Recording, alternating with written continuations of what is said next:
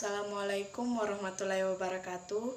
Perkenalkan, nama saya Sri dari Fakultas FKIP Pendidikan Guru PAUD NPM A1I0253. Wassalamualaikum warahmatullahi wabarakatuh. Assalamualaikum warahmatullahi wabarakatuh. Saya Sri akan menjelaskan pembelajaran dan proses kognitif. Pertama, pengertian teori belajar kognitif. Teori belajar kognitif yaitu teori belajar yang melibatkan proses berpikir secara kompleks dan mementingkan proses belajar. Istilah kognitif berasal dari kata cognition, artinya adalah pengertian, mengerti. Pengertian yang luasnya, cognition atau kognisi adalah perolehan, penataan, dan penggunaan pengetahuan. Dalam perkembangan selanjutnya, kemudian istilah kognitif ini menjadi populer sebagai salah satu wilayah psikologi manusia atau satu konsep umum yang mencakup semua bentuk pengenalan yang meliputi setiap perilaku mental yang berhubungan dengan masalah pemahaman, memperhatikan, memberikan, menyangka, pertimbangan, pengolahan informasi, pemecahan masalah, pertimbangan, membayangkan, memperkirakan, berpikir, dan keyakinan. Selanjutnya, prinsip-prinsip teori belajar kognitif. Teori belajar kognitif lebih menekankan pada belajar merupakan suatu proses yang terjadi dalam akal pikiran manusia. Secara umum, terdapat 3 macam teori belajar yang sudah dikenal, yakni teori belajar behavioristik, teori belajar kognitif, dan teori belajar konstruktivistik. Pada pembahasan berikut akan disampaikan pembahasan tentang teori belajar kognitif. Teori belajar kognitif menjelaskan belajar dengan memfokuskan pada perubahan proses mental dan struktur yang terjadi sebagai hasil dari upaya untuk memahami dunia. Teori belajar kognitif yang digunakan untuk menjelaskan tugas-tugas yang sederhana seperti mengingat nomor telepon dan kompleks seperti pemecahan masalah yang tidak jelas. Teori belajar kognitif didasarkan pada 4 prinsip dasar. Pertama, pembelajar aktif dalam upaya untuk memahami pengalaman. Kedua, pemahaman bahwa belajar mengembangkan tergantung apa yang telah mereka ketahui. Ketiga, belajar membangun pemahaman daripada catatan. 4. Belajar adalah perubahan dalam struktur mental seseorang. Selanjutnya, tokoh-tokoh yang mengemukakan teori belajar kognitif. 1. Teori belajar kognitif menurut Piaget. Dalam teorinya, Piaget memandang bahwa proses berpikir sebagai aktivitas gradual dari fungsi intelektual konkret menuju abstrak. Menurut Suhaidi Jean Piaget, mengklasifikasikan perkembangan kognitif anak menjadi 4 tahap, antara lain A. Tahap sensori motor, yaitu perkembangan ranah kognitif yang terjadi pada usia 0 sampai dengan 2 tahun. Tahap ini diidentikan dengan kegiatan motorik dan persepsi yang masih sederhana. Dalam 2 tahun pertama kehidupan bayi ini, dia dapat sedikit memahami lingkungannya dengan jalan melihat, meraba, atau memegang, mengecap, mencium, dan menggerakkan. B. Tahap pra-operasional, kurang lebih umur 2 tahun hingga 7 tahun. Dalam tahap ini, sangat menonjol sekali kecenderungan anak-anak itu untuk selalu mengandalkan dirinya pada persepsinya mengenali realitas. Dengan adanya perkembangan bahasa dan ingatan, anak pun mampu mengingat banyak hal tentang lingkungannya.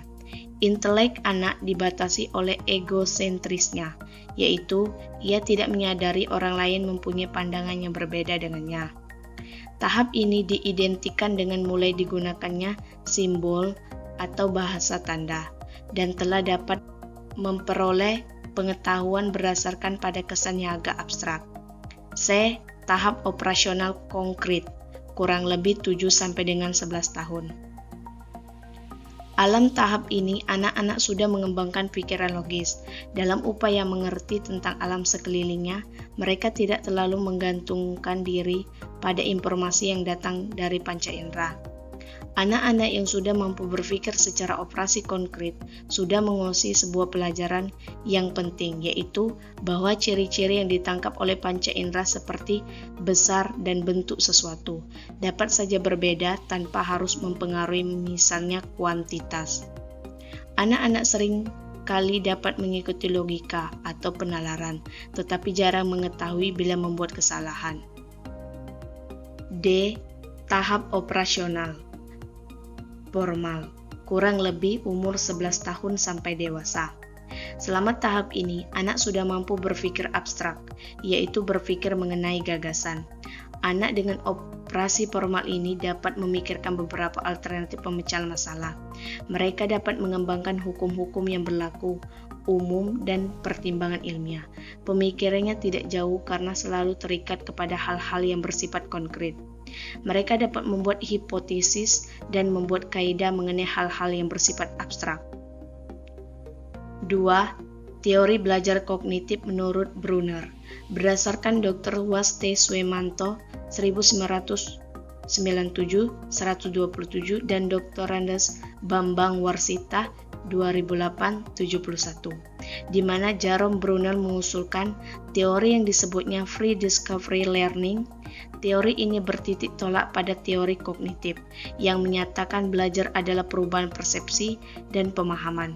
Brunner menekankan bahwa proses belajar akan berjalan dengan baik dan kreatif jika guru memberikan kesempatan kepada siswa untuk menemukan suatu konsep, teori, aturan, atau pemahaman melalui contoh-contoh yang ia jumpai dalam kehidupan. Brunner meyakini bahwa pembelajaran tersebut bisa muncul dalam 3 cara atau bentuk, yaitu enaktif, ikonik, dan simbolik. Tahap enaktif yaitu suatu tahap pembelajaran, sesuatu pengetahuan di mana pengetahuan itu dipelajari secara aktif dengan menggunakan benda-benda konkret atau menggunakan situasi yang nyata.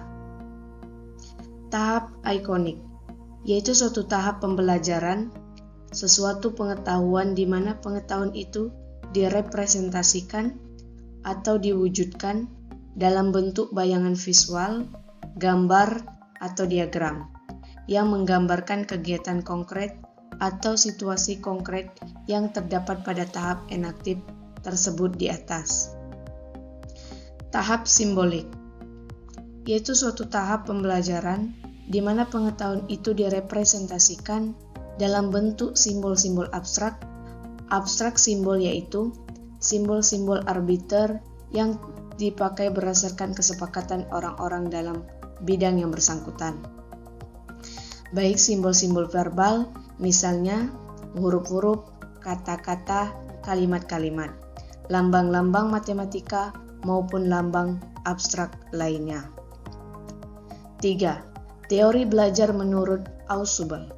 Teori pembelajaran Ausubel merupakan salah satu dari sekian banyak teori pembelajaran yang menjadi dasar dalam cooperative learning. David Ausubel adalah seorang ahli psikologi pendidikan. Menurut Ausubel, bahan subjek yang dipelajari siswa mestilah bermakna atau meaningful. Pembelajaran bermakna merupakan suatu proses mengaitkan informasi baru pada konsep-konsep relevan yang terdapat dalam struktur kognitif seseorang. 4 tipe belajar menurut Ausubel, yaitu A. Belajar dengan penemuan yang bermakna, yaitu mengaitkan pengetahuan yang telah dimilikinya dengan materi pelajaran yang dipelajari itu, atau sebaliknya. Siswa terlebih dahulu menemukan pengetahuannya dari apa yang ia pelajari. Kemudian, pengetahuan baru tersebut ia kaitkan dengan pengetahuan yang sudah ada, atau langsung berhadapan dengan benda konkret, siswa langsung menemukan maksud dalam pembelajaran. B. Belajar dengan penemuan yang tidak bermakna, yaitu pelajaran yang dipelajari ditemukan sendiri oleh siswa tanpa mengaitkan pengetahuan yang telah dimilikinya. Kemudian dia hafalkan. C. Belajar menerima, yang bermakna yaitu materi pelajaran yang telah tersusun secara logis disampaikan kepada siswa sampai bentuk akhir. Kemudian, pengetahuan yang baru ia peroleh itu dikaitkan dengan pengetahuan lain yang telah dimiliki. Implikasi teori belajar kognitif. Implikasi teori perkembangan kognitif Piaget dalam pembelajaran adalah: pertama, yaitu bahasa dan cara berpikir anak berbeda dengan orang dewasa. Oleh karena itu, guru mengajar dan menggunakan bahasa yang sesuai dengan cara berpikir anak. Kedua, anak-anak akan belajar lebih baik apabila dapat menghadapi lingkungan dengan baik. Guru harus membantu anak agar dapat berinteraksi dengan lingkungan sebaik-baiknya. 3. Bahan yang harus dipelajari anak hendaknya dirasakan baru tetapi tidak asing. 4. Berikan peluang agar anak belajar sesuai tahap perkembangannya. 5. Di dalam kelas, anak-anak hendaknya diberi peluang untuk saling berbicara dan berdiskusi dengan temannya. Selanjutnya, kelebihan dan kekurangan teori belajar kognitif. 1. Kelebihan teori belajar kognitif. Yang pertama yaitu menjadi siswa lebih kreatif dan mandiri. Dengan teori belajar kognitif, siswa dituntut untuk lebih kreatif karena mereka tidak hanya merespon dan menerima rangsangan saja, tetapi memproses informasi yang diperoleh dan berpikir untuk dapat menemukan ide-ide dan mengembangkan pengetahuan. Sedangkan membuat siswa lebih mandiri, contohnya pada saat siswa mengerjakan soal. Siswa bisa mengerjakan sendiri karena pada saat belajar, siswa menggunakan pikirannya sendiri untuk mengasah daya ingatnya tanpa bergantung dengan orang lain. Kedua, membantu siswa memahami bahan belajar secara lebih mudah. Teori belajar kognitif membantu siswa memahami belajar lebih mudah karena siswa sebagai peserta didik merupakan peserta aktif di dalam proses pembelajaran yang berpusat pada cara peserta didik mengingat, memperoleh kembali dan menyimpan informasi dalam ingatannya, serta menekankan pada pola pikir peserta didik sehingga bahan ajar yang ada lebih mudah dipahami. Selanjutnya, kelemahan teori belajar kognitif. Teori tidak menyeluruh untuk semua tingkat pendidikan. Kemudian, sulit dipraktikkan khususnya di tingkat lanjut. Selanjutnya, beberapa prinsip seperti inteligensi sulit dipahami dan pemahamannya masih belum tuntas. Sekian materi pembelajaran dan proses kognitif. Saya akhiri. Wassalamualaikum warahmatullahi wabarakatuh.